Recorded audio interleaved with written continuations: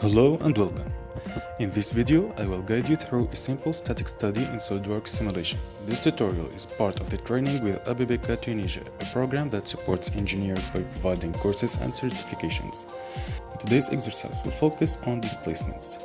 As you can see in this exercise, we have the material, non-alloy steel. The faces labeled A are immovable.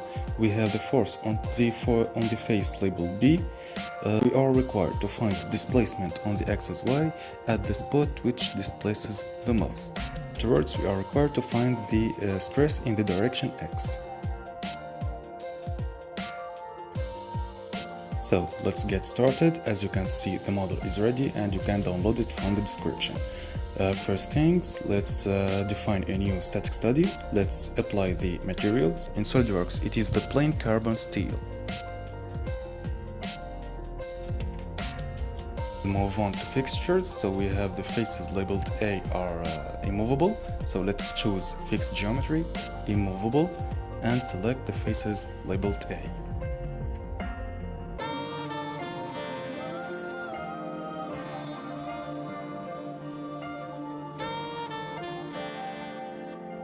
And now we can move on to setting up the force. So we have a force applied to the face B with a value of 525.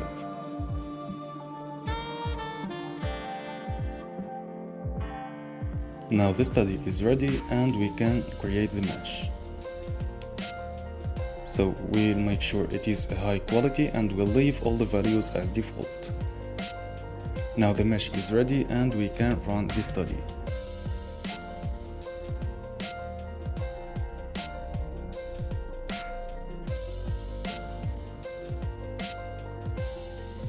Now we can see the stress distribution across the model. So we'll have to find the displacement on the direction Y at the spot which displaces the most.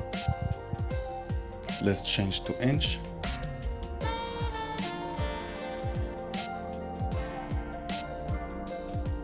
Let's set the notation as let's set it as 6 decimal places to see the value.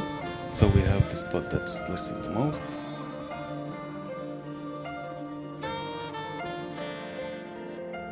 Let's choose probe to find the number of the node.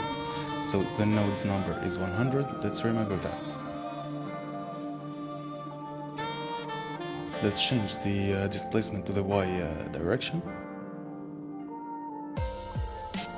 Let's choose probe again and choose at node number. It is 100. And now we can see the displacement in the direction Y at the node which displaces the most. All is left is to find the stress on the X direction. Let's go to stress plot. Let's choose X direction in newtons in PSI.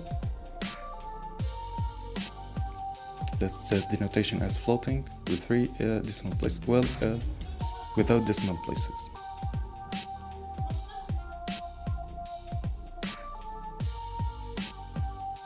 And 100. And now we can see the stress value at the node which displaces the most in the X direction.